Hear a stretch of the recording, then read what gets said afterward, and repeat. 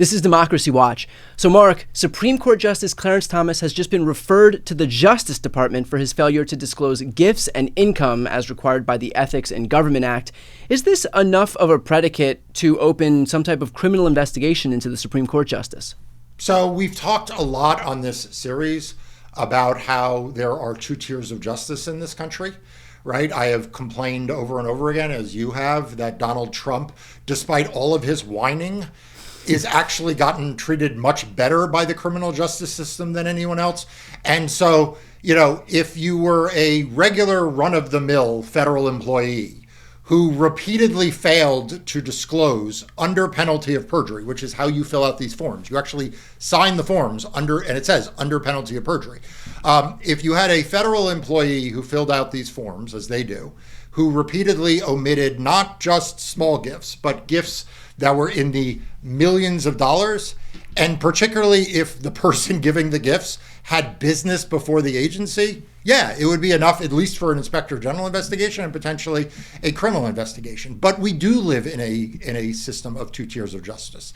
And we do live in a system in which the Donald Trumps of the world do get to be in contempt of court and don't get in trouble. They get presidential immunity. They get delays upon delays upon delays. So do I believe that there will be a criminal investigation of a justice of the Supreme Court? No, I don't. And that is the reality of, and it's the bitter irony that when you hear the powerful complain that they are being held to a different standard, I shake my head and say, yes, you are, but not the way you think. Right. Well, what really stands out here is that the Senate actually found that Justice Thomas accepted even more undisclosed luxury travel sponsored by Harlan Crow, this time a private jet flight from Hawaii to New Zealand. We did an episode just a few weeks ago about Justice Thomas having to amend his financial disclosures because he neglected to include major gifts. So could there still be more out there after all of this media scrutiny? Yeah. I mean, look, we say all of this media scrutiny. But honestly, right. The scrutiny here has largely been, and kudos to them for doing this, but it has largely not been by the news outlets that right. cover the Supreme Court, right? I mean, that's the irony, right? It's been sort of journalists, investigative journalists, and journalists who care about good government who have been leading the charge here. But, the problem with the Supreme Court is that unlike members of Congress, where there are a score of journalists who are poring over everything they do to try to see if there's a misstep. Unlike the presidential campaigns or governors, where there are press corps that just cover them day in, day out, a lot of the Supreme Court media coverage is basically like just taking what the Supreme Court says and then right. translating into English to people. They're not actually covering the justices of the court in a critical fashion. And I think that has to change. So is it possible that there is more out there? Well, of course there's more out there because Brian, it's been months and months where each time we say, well, is it possible there's more out there? There's a lot more out there. It's not like they're finding a couple of things here and there. They're finding they're breaking major stories. Yeah. Well, what kind of legislation then would actually serve as a proper deterrent for this kind of behavior? Look, I think a few things. I mean, the first thing is that we need to reorient our system of government, that we expect that justices on the Supreme Court will be held to a higher standard than career civil servants, not a lower standard, right? Yeah. That's number one. Number two, we need reforms to the law that make it explicitly clear that if you fail to properly disclose gifts, that will be treated seriously. Like, that is not going to be a slap on the wrist. We also need to ban those gifts. The truth is, I couldn't buy a member of the House or the Senate or someone in the executive branch.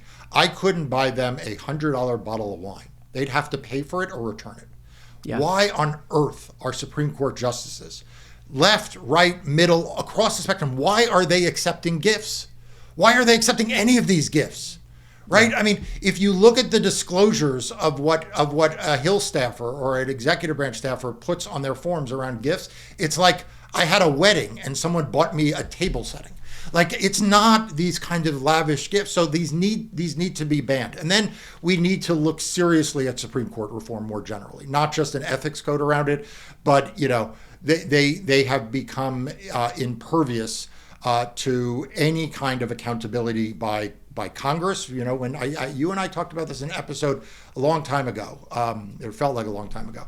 The Senate asked the Chief Justice to come and explain some of this stuff, and he turned down the offer. And at the time, I said, "Boy, this is a real mistake on the part of the Chief's standpoint. Like you are not above congressional oversight. No one's above oversight by the other branches. So we need to reset a culture here of oversight, both by Congress and the executive branch of the Supreme Court. Supreme Court obviously has oversight of basically everything else. So I think that's really important." Well, not only impervious, but actually hostile. I believe it was Neil Gorsuch who came out on TV just a few days ago, and amid these calls for court reform, he offered, "Be careful." What do you make of that? Boy, I got to tell you, I saw that and I was very surprised. I mean, Justice Gorsuch and I don't agree on a lot philosophically, but actually I normally consider him to be one of the justices that has a pretty even judicial temper, which is a good thing in a justice. But boy, I think saying something like that, which can be open to the interpretation, that what he means by be careful is be careful because we, if Congress goes too far, maybe we, the Supreme Court, will exact some retribution. Yeah. That is just the furthest thing from what a justice should be allowing to be insinuated. I'm not saying that that's how he meant it, but he should be more careful with his words. Like he should not be saying things that can be construed that way, whether he intended it or not.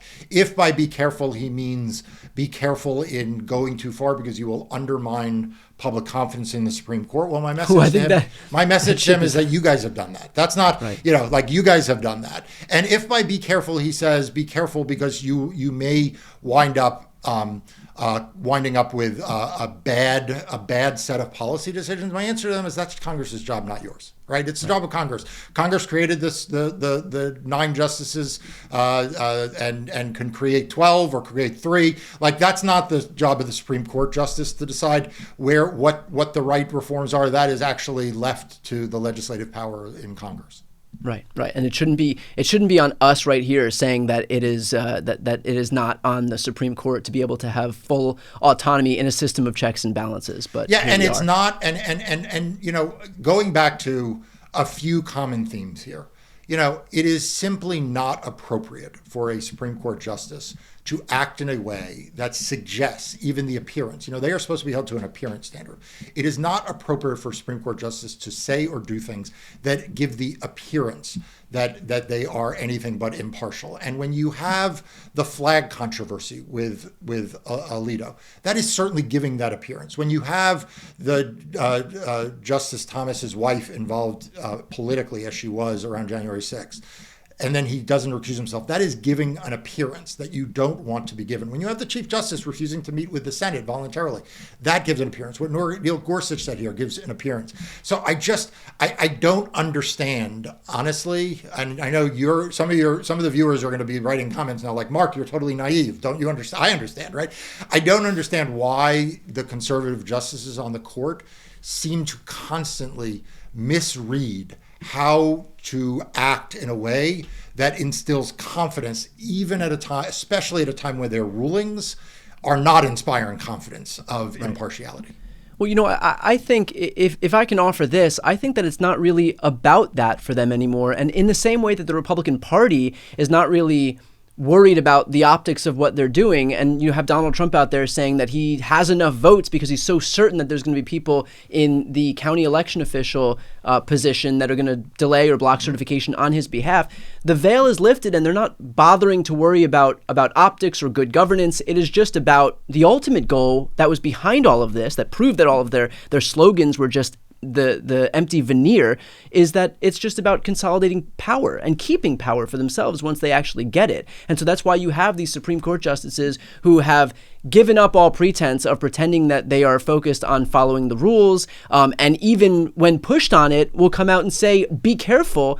and give the impression that they're offering a threat to those who are looking to take some of that power back, power that they're not entitled to in the first place. But this is a rot that has pervaded the entirety of the Republican Party, starting with Donald Trump, going over to these Supreme Court justices who don't even seem to care anymore, who are literally flying flags outside of all of their homes that prove where their political allegiances lie. And it's going all the way down to these state legislators and county board members and election officials who are just saying outright in broad daylight that they're not interested in following the law or abiding by their oaths to the Constitution. They are just there to consolidate power for the Republican Party and nothing more. Yeah, and I think that this is an issue in which not only has the media that covers the Supreme Court not done a service to the country, but frankly, the legal establishment also hasn't either. Because honestly, lawyers like me and others have been too slow to come to the place that frankly non-lawyers like you have been at. I mean,